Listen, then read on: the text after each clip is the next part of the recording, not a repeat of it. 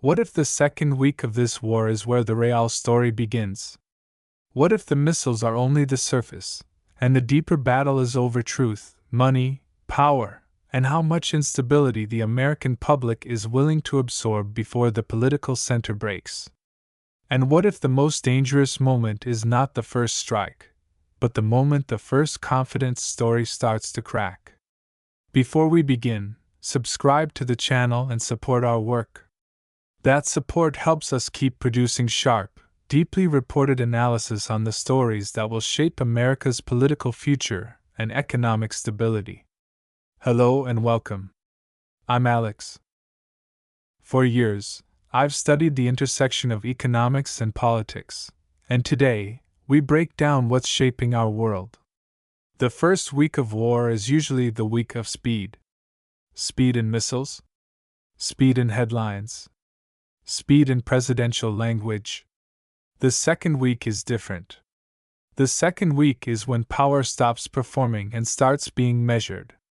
That is exactly where Donald Trump now finds himself as the Iran conflict moves toward its second week.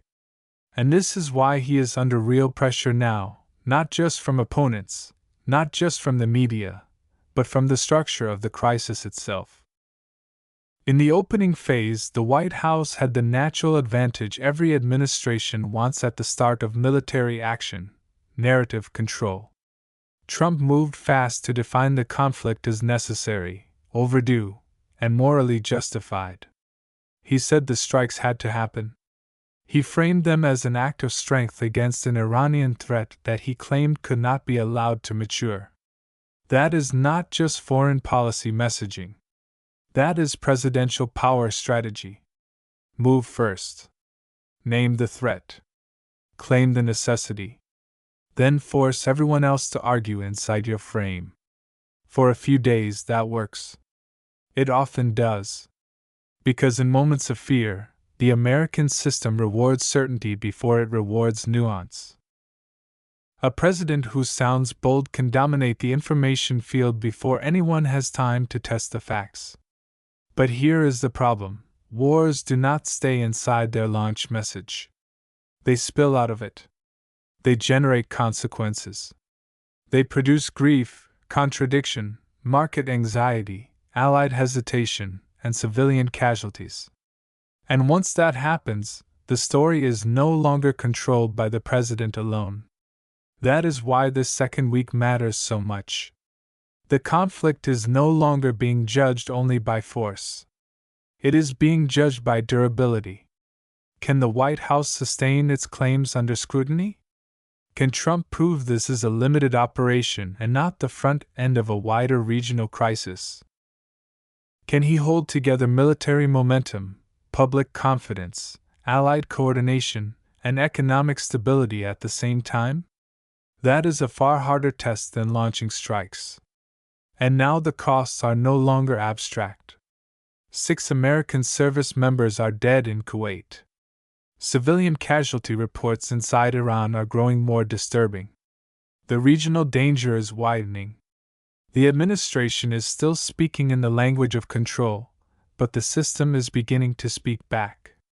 Markets are watching oil risk. Allies are calculating exposure. Voters are starting to ask the question that always arrives after the first patriotic wave: what is the end game? This is where politics becomes political economy. Because war is never paid for only in ammunition. It is paid for in trust, in market confidence, in alliance discipline, in consumer anxiety, and in the credibility of state institutions. If the administration overpromised in week 1, it will start paying interest in week 2. That is how power works in the real world. Not in slogans, but in stress. And the Sunday shows matter here more than people think. These are not just television appearances. They are message battlegrounds where the administration tries to stabilize elite opinion before broader public doubt hardens. When officials go on air now, they are not simply defending policy. They are defending the balance sheet of the war itself. So yes, Trump is under fire. But the deeper truth is this: he is now under audit. not only by critics, but by events. And events are harder to intimidate than political rivals. Trump's public case, strength, deterrence, and the politics of dominance. Donald Trump's public case for this war is not just about Iran. It is about authority. It is about who gets to define danger, who gets to declare necessity, and who gets to turn military force into political legitimacy before the full cost becomes visible. That is the deeper structure beneath his words. When Trump says the strikes had to be done, he is not merely defending a decision. He is building a framework where action itself becomes evidence of wisdom. That distinction matters. In a normal policy argument, leaders explain why force is necessary. In Trump's version, force is the explanation. The strike becomes the proof. The speed becomes the logic. The confidence becomes the justification. This is the politics of dominance in its purest form. It does not ask the public to work through a long chain of evidence. It asks the public to trust the image of command. That is why his language is so absolute. He says America is winning the war by a lot. He says more has been accomplished in 1 week than anyone thought possible. He says Iran had to be stopped because it would have had a nuclear weapon. Every sentence is designed to do two things at once: project strategic certainty abroad and political superiority at home. In Trump's hands, national security rhetoric is never only about the battlefield.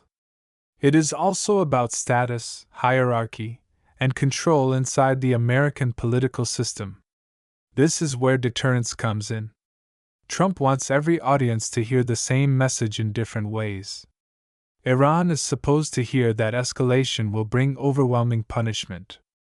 Allies are supposed to hear that American power still moves fast and without apology. Domestic supporters are supposed to hear that, after years of drift, there is once again a president willing to act. The message is simple: power works when it is feared, and leadership works when it refuses hesitation. For many Americans, that argument has emotional force. It speaks to an old national instinct that uncertainty invites danger, and that weakness creates its own costs. Trump understands this better than most politicians. He knows that in times of insecurity, a large part of the public does not first ask for nuance. It asks who is in charge. And he has built his entire political identity around answering that question faster and louder than anyone else. But there is a deeper risk in this strategy, and it is a serious one. The more Trump builds his case on strength alone, the more vulnerable he becomes to any sign that the system is not fully under control. Dominance is powerful when events seem to obey it. It becomes fragile when events begin to resist. That is the central weakness in his public case. Once a leader presents a conflict as clean, necessary, and overwhelmingly successful, every contradiction carries more force. Every casualty matters more. Every ally's hesitation matters more. Every sign of economic stress matters more. Every inconsistency becomes a threat to the whole structure of the message. This is not just a communications problem. It is a credibility problem, and credibility is a strategic asset. Markets understand this instinctively. So do adversaries. So do allies. A signal is only strong if others believe it can survive friction. And friction is now the defining reality of this conflict. Military force may be real, but so are civilian casualty concerns, regional retaliation, alliance strain, and energy risk. The public case only holds if it can absorb those pressures without cracking. There is also a financial logic beneath all this. War leadership in Washington is never separated from economic expectations. A president who projects dominance is also trying to calm investors, reassure donors, steady consumers, and tell institutions that the situation remains contained. In that sense, Trump is not just selling deterrence to Tehran. He is selling stability to the American political economy. He is telling the country that force abroad will not produce disorder at home. That is a hard promise to keep. History shows that presidents often gain an early advantage by sounding more certain than the facts justify. But overstatement has a cost curve. If reality grows more complicated while the language remains absolute, trust starts to thin. And once trust thins, the strength message no longer looks strong. It starts to look defensive. So Trump's public case is not empty. It is disciplined in its own way, emotionally effective, and built around a clear theory of power. But it is also a high-risk structure. It depends on the idea that force can produce control faster than events can produce doubt. That is the wager. And the longer this conflict continues, the more expensive that wager becomes. The human cost and the credibility crisis. War always has two ledgers. One is written in steel, targets, and official statements. The other is written in bodies, funerals, missing children, shattered buildings, and the slow corrosion of public trust. The first ledger is the one governments want you to see first. The second is the one that decides whether a war remains politically sustainable.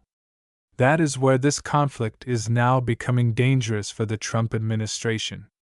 The deaths of 6 U.S. service members in Kuwait changed the emotional structure of this war. Up to that point, the administration could still speak mainly in the language of operational success, strategic necessity, and presidential will.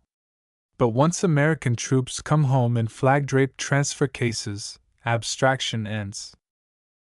The war is no longer just a policy. It becomes a cost. It becomes personal. It enters the American home through grief, through family names, through the unmistakable fact that force abroad always sends something back. Donald Trump's remark after attending the dignified transfer was politically revealing. He said it is a part of war. On the surface, that sounds plain, even obvious. Of course it is. But in politics, obvious statements can still expose the moral instincts of a presidency. What matters is not just what a president says about loss, but how he says it, when he says it, and what work the statement is doing. In this case, Trump was not simply acknowledging sacrifice. He was absorbing sacrifice into the architecture of justification. The message was clear. The cost is real, but the mission remains right, and therefore the burden must be normalized. That kind of language can work with voters who value toughness and believe sentiment should never weaken national resolve. But it also carries a serious risk. Democracies do not only judge war by whether leaders accept losses. They judge war by whether leaders seem morally burdened by them. That distinction matters. A president does not need to sound broken. But he does need to sound like he understands that the dead are not a rhetorical inconvenience. They are the price of command. If the tone sounds too casual, too mechanical, or too quickly folded into self-congratulation, something begins to fracture between leadership and the public conscience. That fracture becomes far more dangerous when civilian casualties enter the center of the story. And in this conflict, the most explosive example is the strike on Shajare Tayyebe Elementary School in Minib. This is not a side controversy. This is the kind of event that can alter the moral balance of an entire war. President Trump and Pete Hegseth pushed the claim that Iran, not the United States, was responsible. Caroline Leavitt reinforced the administration's defensive posture and warned reporters not to fall for Iranian propaganda. That is a familiar wartime pattern: deny early, attack the source, and try to freeze the narrative before public doubt hardens. But that strategy becomes extremely dangerous when the evidentiary ground is unstable. Reports pointing toward possible U.S. responsibility do not come from one random corner. They come from multiple directions, including investigators, satellite image analysis, and witness testimony. If the administration is wrong, or worse, if it is speaking with certainty before the truth is known, then this is no longer just a battlefield mistake. It becomes a crisis of honesty. And once a war becomes a crisis of honesty, military arguments alone cannot save it. This is where credibility enters as the central asset under threat. In political and economic systems, credibility works like reserve capital. Governments draw on it during war because war creates uncertainty, and uncertainty requires trust.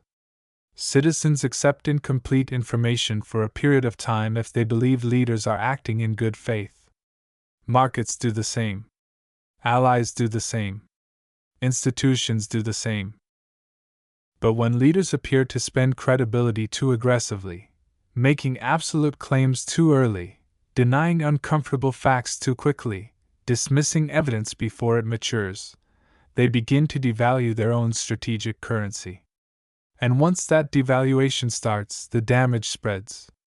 The issue is no longer only whether one strike hit the wrong target. The issue becomes whether the administration's entire description of the war can still be trusted. Were the objectives clear? Was the intelligence sound?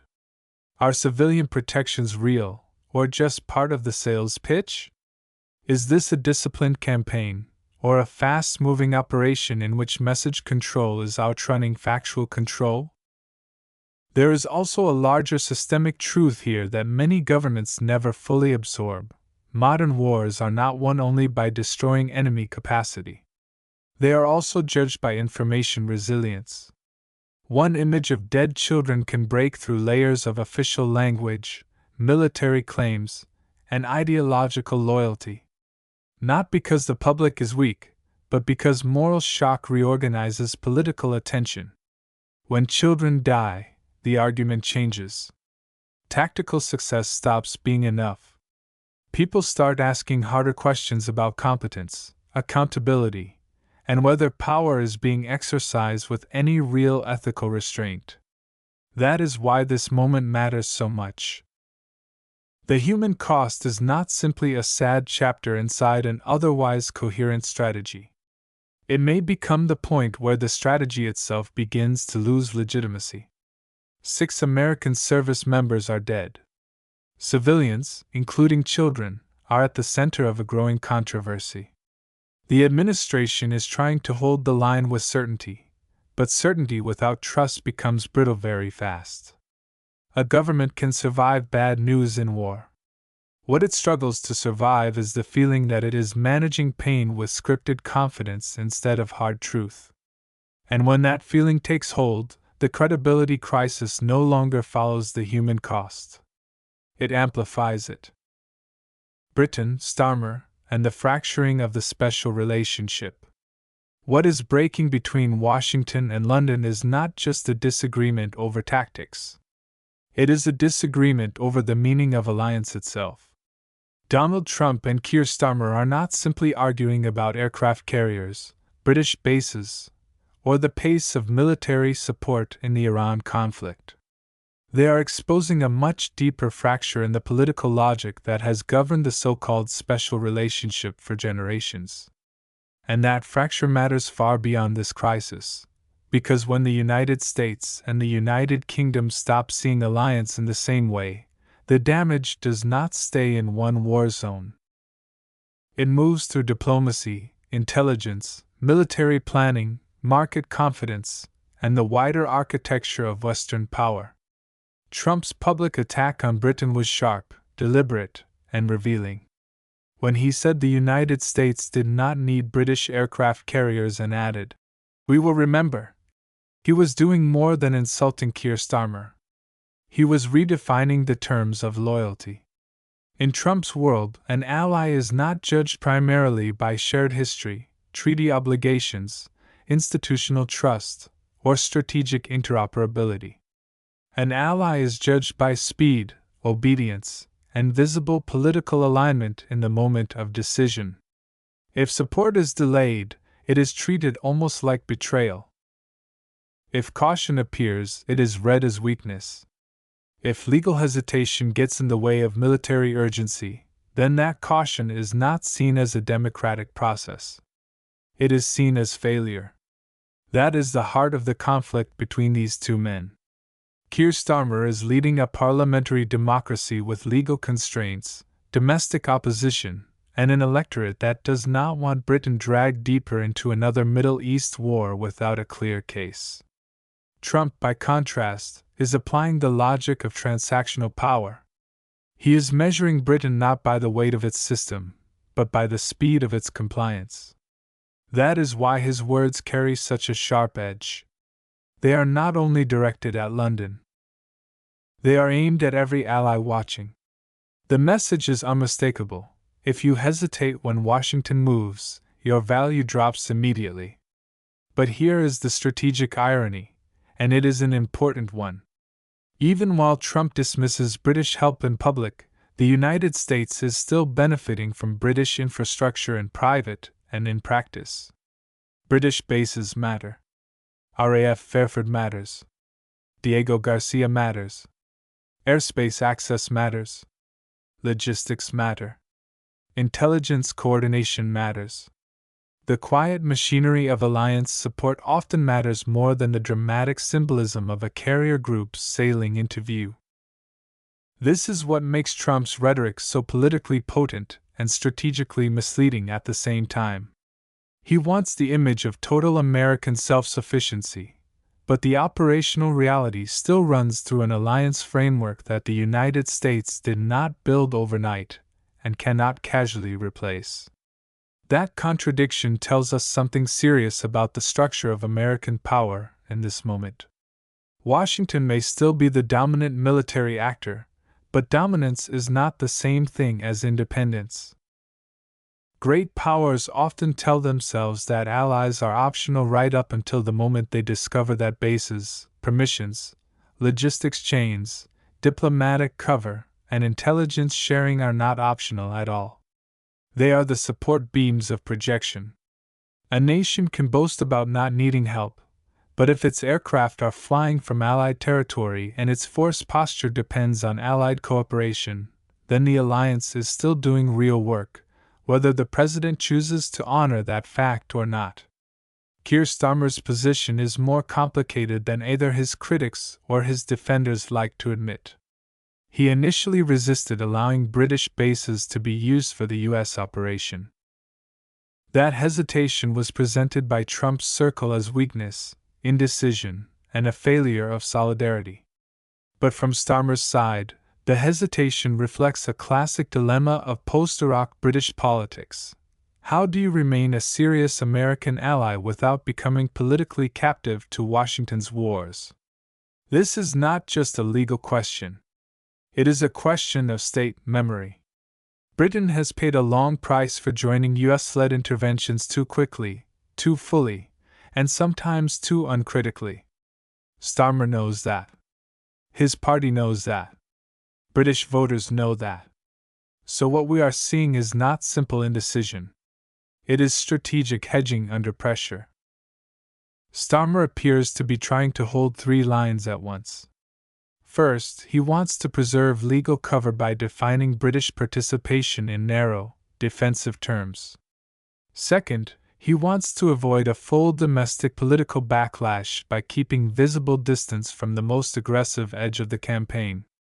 Third, he wants to avoid a total rupture with the United States, because the transatlantic relationship remains central to British security, intelligence, and global relevance.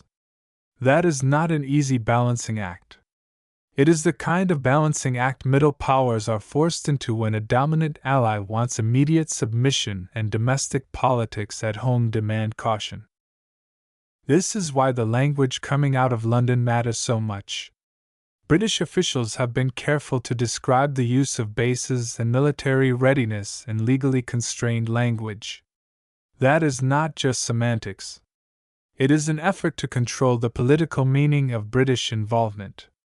In modern warfare, the legal label attached to action matters almost as much as the action itself. Defensive suggests legitimacy, proportionality, and necessity. Offensive suggests choice, escalation, and ownership. Britain is trying to remain in the first category, even as the operational facts keep pulling it toward the second. That tension is not accidental. It is the central tension of Starmer's strategy. And then there is the domestic issue. Trump treats alliance support as a question of external loyalty. Starmer has to treat it as both external and internal at the same time. He is not just answering Washington. He is answering Parliament, his party, public opinion, and the political memory of a country that has grown deeply suspicious of open-ended war. When British officials talk about protecting British interests, protecting British lives, or requiring a legal basis, they are not only speaking to the international community. They are speaking to the British electorate, which is far less willing than in past decades to accept vague strategic language as a substitute for a defined mission. This is where alliance theory becomes extremely useful. Strong alliances are not built on constant emotional harmony. They are built on predictable rules, shared burden, and mutual respect for the political constraints each government operates under. The trouble is that Trump does not treat those constraints as legitimate features of democratic allies. He treats them as excuses. He does not see delay as a function of system complexity. He sees it as disloyalty. That turns alliance management into a loyalty test instead of a coordination mechanism. In the short run, that may intimidate some partners into faster compliance. In the long run, it poisons trust. And trust is not a sentimental issue here. It is strategic capital. The United States and the United Kingdom do not cooperate effectively just because they speak the same language or because leaders invoke history. They cooperate because decades of military integration, intelligence sharing, and institutional familiarity have built confidence that each side understands the other's strategic logic. Public humiliation threatens that confidence. Once a British government begins to see Washington not as a demanding but dependable partner, but as a volatile power willing to punish hesitation with contempt, British strategic calculations begin to change. Not all at once, and not dramatically overnight, but gradually and meaningfully. That is how alliance erosion really happens. Not through a formal break, but through a slow change in assumptions. The financial angle matters here too. Stable alliances lower the cost of crisis management. They reduce uncertainty for markets, for defense planning, for investment expectations, and for the security posture of whole regions.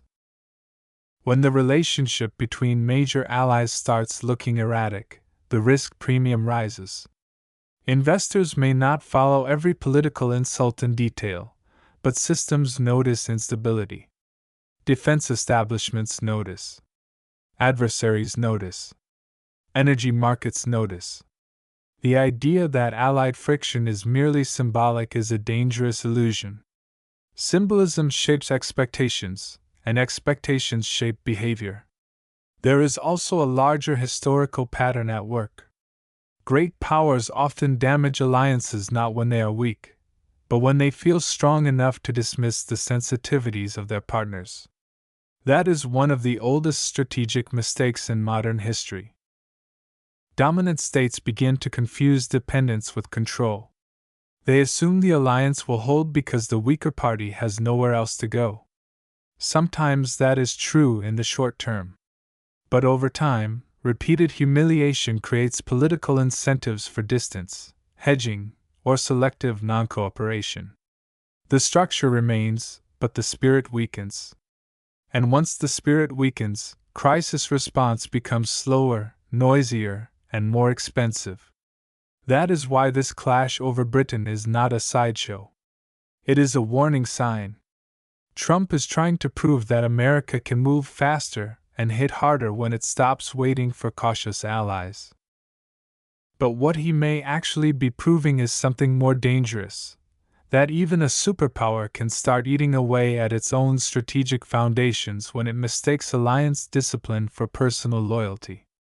Keir Starmer, meanwhile, is trying to preserve room for Britain to act without surrendering either legal credibility or national dignity. That may look weak to Trump. In reality, it reflects the hard constraint of governing a country that still wants influence, but no longer wants blind submission to another state's timetable. The special relationship has survived many disagreements before, and it may survive this one too. But survival is not the same as health. The deeper issue now is whether Washington and London still share the same understanding of what an ally is supposed to be. If one side sees alliance as consultation and the other sees it as instant compliance, then the fracture will not end with this conflict.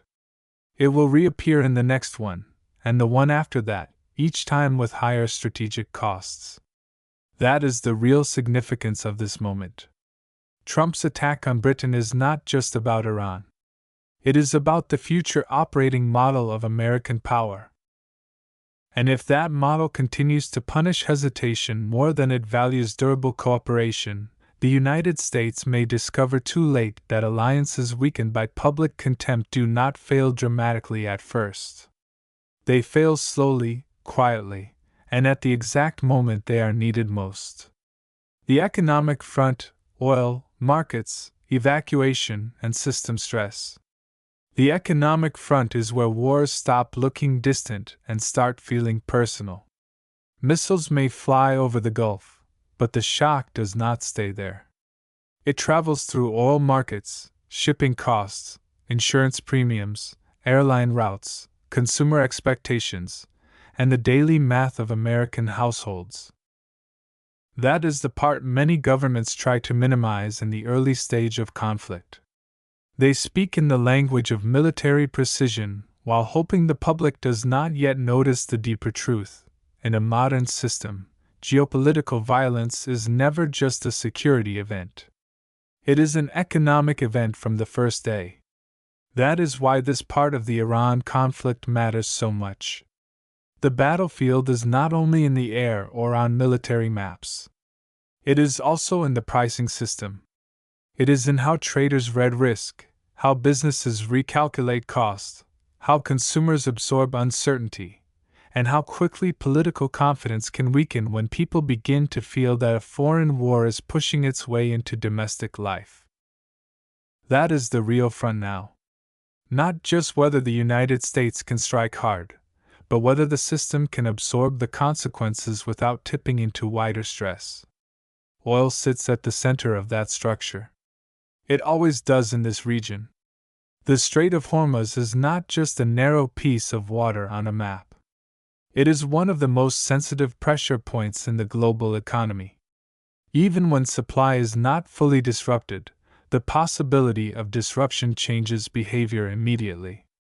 Traders price risk before shortages arrive. Insurers raise premiums before vessels are hit. Companies hedge before the panic becomes visible. That is how market psychology works. It is forward-looking, not backward-looking. It moves on fear, probability, and exposure. This is where many political leaders make the same mistake. They assume that if the physical flow of energy continues, then the economic problem is under control. That is not how markets function. Markets react not only to interruption, but to uncertainty. And uncertainty is expensive. It raises the cost of doing business, the cost of shipping, the cost of planning, and eventually the cost of living. A conflict does not need to close the Strait of Hormuz to hurt American families. It only needs to make the world believe the route has become more dangerous. That is why Donald Trump's public confidence on gas prices is politically understandable but economically incomplete. Presidents do not like to project worry. Worry can move markets too. But confidence alone does not stabilize a system. Systems stabilize when institutions show they understand the chain reaction: crude prices, refining margins, freight costs, inflation expectations, consumer behavior, and political backlash. If any White House treats that chain as secondary, it is making a strategic error. Because for most Americans, war is not experienced through briefings first. It is experienced through bills. And that is the hidden force in this story. The American voter may support strength abroad in the abstract. But support becomes fragile when strength abroad starts creating insecurity at home. Higher fuel prices do not stay at the pump. They move into groceries, delivery costs, travel, small business expenses, and the emotional climate of the country. Families already carrying inflation fatigue do not hear regional escalation as a foreign policy phrase. They hear it as another possible hit to stability. That is how distant conflict becomes domestic pressure. There is also a class dimension here that deserves honest attention. Economic shocks from war are rarely distributed fairly. The gains are concentrated. Certain defense firms benefit. Some traders benefit from volatility. Parts of the energy sector may profit from price movement. But the pain is diffuse. It spreads across workers, commuters, renters, and households that have no political shield against rising costs. That is the political economy of war in plain terms. Private upside can coexist with public strain. And when that happens, resentment builds fast. The evacuation effort tells us something else important. When the State Department launches a 24/7 center and thousands of Americans are being brought home, that is not just humanitarian management. That is a signal. It tells us the government sees the regional risk as broad enough, serious enough, and unpredictable enough to justify continuous emergency coordination. In other words, the official system is behaving as though this conflict could spill wider even while the political message still tries to project containment. That gap matters. Because once the public senses a gap between official confidence and institutional caution, trust starts to thin. This is why the economic front cannot be treated as an afterthought. It is the stress test of whether the administration truly understands what it has set in motion. Military operations may be launched by presidents, but system stress is governed by markets, expectations, and public tolerance. And those forces are much harder to command. A strong country can survive a hard conflict. But it cannot casually absorb endless uncertainty, rising household pressure, and visible signs that the real cost of war is being carried by ordinary people while power talks like nothing is slipping. That is the danger now. If this war keeps moving outward through prices, nerves, and logistics, then the most important question will no longer be whether Washington can strike. It will be whether Washington can contain the economic consequences of striking before the public decides the burden is no longer worth the promise. What comes next? Political fallout, strategic scenarios, and the national choice ahead. What comes next will decide whether this conflict remains a hard-edged show of American power or becomes something more dangerous. A war that keeps expanding politically even when leaders insist it is under control. That is the crossroads now. The first phase was about action. The next phase is about consequences. And consequences are where presidencies are tested more brutally than in the hour of decision itself. Donald Trump still holds one major advantage. He understands how to dominate the political field through forceful language, emotional compression, and strategic certainty. He knows how to make motion look like mastery. But what lies ahead cannot be managed by message alone. From this point forward, the war will be judged by whether outcomes line up with claims. That is the standard now. Not the sound of resolve, but the durability of reality. There are 3 paths in front of the administration, and each one carries its own political and strategic price. The first is controlled stabilization. In this scenario, retaliation remains limited, no major new American casualty event changes the public mood, and the administration succeeds in keeping military operations bounded enough to avoid a wider regional explosion. If oil markets settle, if allies remain strained but cooperative, and if no new major civilian casualty revelation breaks through, Trump may succeed in freezing the narrative around strength. In that case, he will argue that the criticism was overblown, that force restored deterrence, and that Washington acted where others only hesitated. Politically, this would reinforce his image as a leader who takes large risks and bends events back into his favor. But that is not the only path, and it may not even be the most likely one. The second path is the slow burn scenario: no dramatic collapse, no immediate disaster, but a growing mismatch between military continuity and political stability. This is often how public support begins to erode in modern conflicts. The war does not explode all at once. It lingers.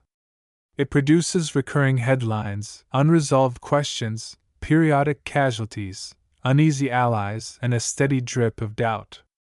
The administration keeps saying it is making progress, but the country starts to feel that progress is never arriving in a form that closes the case. In that environment, support does not disappear overnight. It softens.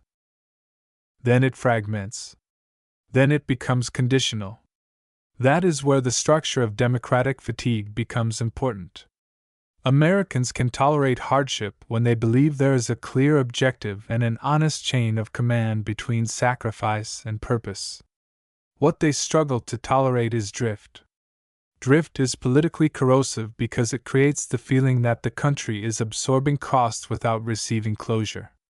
And once that feeling spreads, every new event, every market tremor, every intelligence dispute, every allied disagreement, every fresh death, stops looking isolated. It starts looking like proof that the original promise was too simple for the reality it unleashed. Then there is the third path: strategic overreach. This is the most dangerous one, not only for the administration, but for the country. In this scenario, Iran widens retaliation, the regional theater becomes more unstable, more American personnel are killed, Allied cohesion weakens further, and economic pressure intensifies. At that point, Trump's greatest strength, his projection of control, could become his greatest liability. Why? Because high-certainty leadership creates a higher political penalty when control visibly weakens.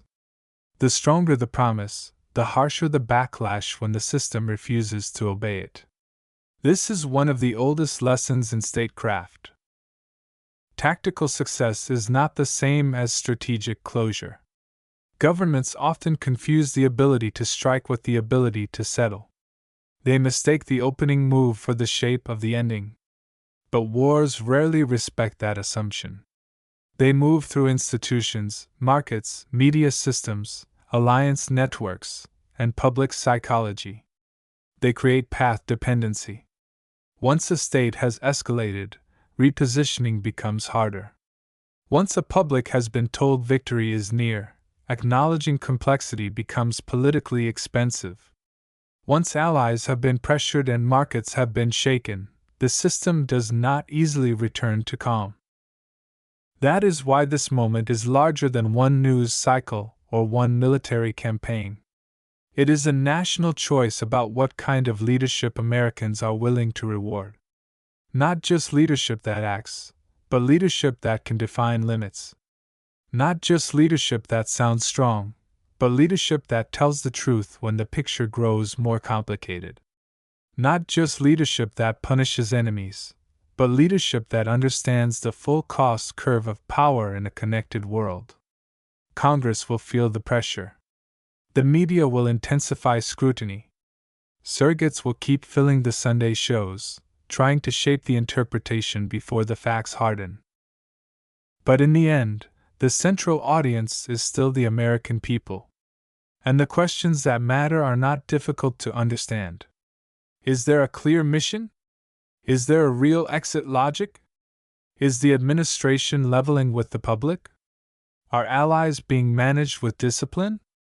Are economic risks being contained before they hit households harder? Those are not abstract expert questions. They are the real terms on which this war will be judged. What comes next, then, is not merely a continuation of the conflict. It is the reckoning phase. The moment when the structure underneath the rhetoric becomes visible. And in that moment, the United States will learn whether this was a disciplined use of force with a defined strategic purpose, or the beginning of a much more expensive political, economic, and moral entanglement than the White House is willing to admit. And this is where the full story comes into focus. Donald Trump did not just launch a military campaign against Iran. He launched a political test of power itself. He tried to prove that force could move faster than doubt, that dominance could silence hesitation, that a president could strike hard abroad while keeping control of the narrative at home. But as the conflict moved deeper, the real shape of the story became harder to hide. American service members were killed. Civilian casualties raised painful moral questions. Britain, under Keir Starmer, exposed the strain inside a major alliance. Markets, oil risk, evacuation efforts, and public anxiety reminded everyone that war never stays neatly inside a battlefield. What began as a show of command became a stress test of truth, credibility, and system resilience. That is the deeper journey of this story. It is not only about Trump, Iran, or 1 week of war. It is about how leaders use fear, how governments manage sacrifice, how alliances bend under pressure, and how the cost of power always arrives in more forms than politicians first admit. The lesson is both political and deeply personal. In public life, in business, and in everyday decisions, confidence is not the same as wisdom. Speed is not the same as strategy. And strength without truth eventually turns brittle. We live in a world where loud voices often seize attention first, but long-term trust is built by discipline, honesty, and the ability to face consequences without hiding behind slogans. That applies to presidents, but it also applies to families, careers, financial decisions, and relationships. Before following anyone who sounds certain, ask a deeper question: do their words still hold when pressure rises? That habit can protect your judgment, your money, your peace, and your future. Here's a quick question for you. Do you believe strong leadership in a crisis is mainly about acting fast, or mainly about staying truthful when the costs begin to rise? A. Acting fast. B. Staying truthful. Comment A or B below. And now I want to hear from you. What do you think about Trump's handling of this conflict, the pressure on Keir Starmer, and the bigger lesson America should take from this moment? Share your view in the comments so everyone can read, compare, and learn from each other's perspective. And if you value this kind of sharp, deep political and economic analysis, subscribe to the channel and support us. That support helps keep this work going and gives us the drive to bring you more strong, meaningful content in the videos ahead.